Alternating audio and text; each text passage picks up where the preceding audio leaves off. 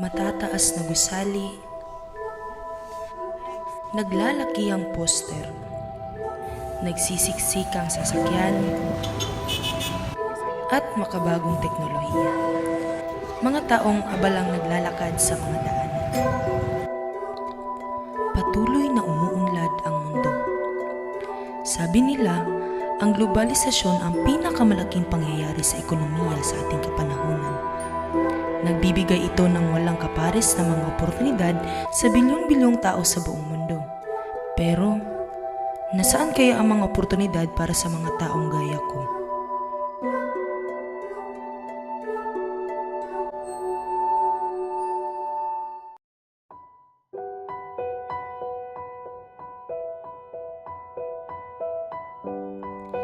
Isang hamon ang pagtira namin sa probinsya ng aking pamilya, lalo na't walang trabaho ang aking amang may sakit.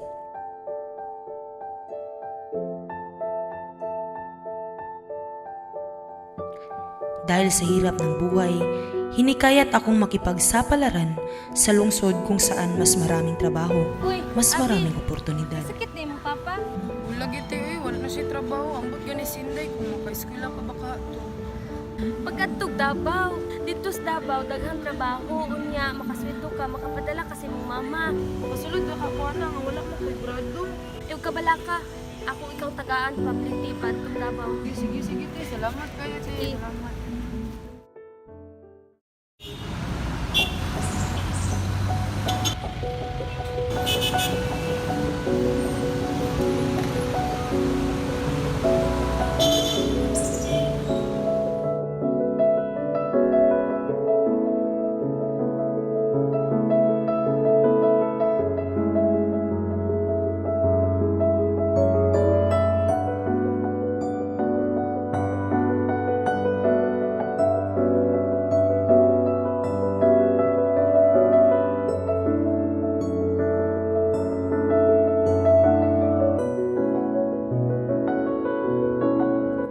Napakaraming Pinoy college graduate ang nag-ibang bansa para magtrabaho.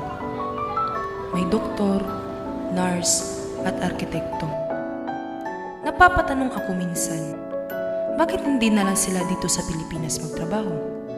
Wala din ba silang oportunidad dito? Pero di ko sila masisisi. Kasi gaya ko, kumakayo din sila para sa kanya-kanya nilang pamilya.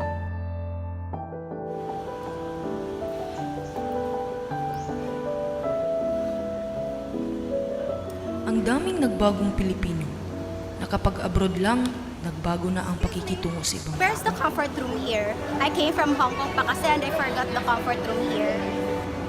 Pero nais ko rin sana makapag-ibang bansa para naman maiawan ko sa hirap ang aking pamilya. Kaya kong pasukin ang kahit anong trabaho para sa ikabubuti ng aking pamilya.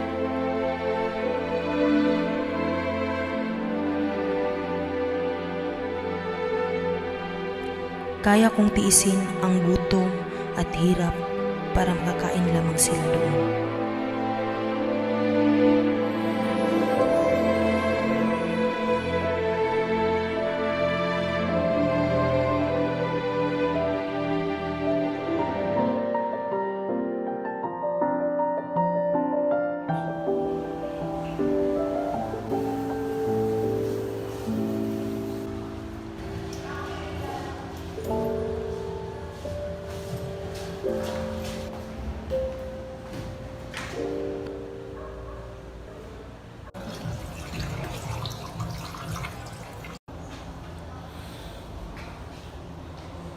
Minsan, gusto ko nang umiyak.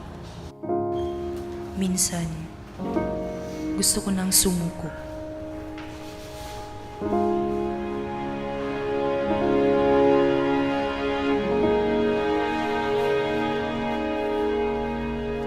Nakakapagod man, pero kakayod ako.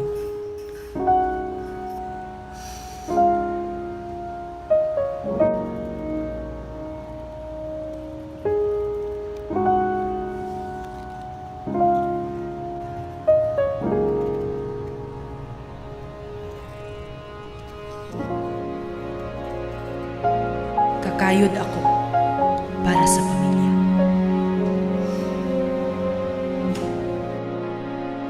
Lahat tayo may sariling mga kwento. Lahat tayo may mga dahilan kung bakit tayo kumakain.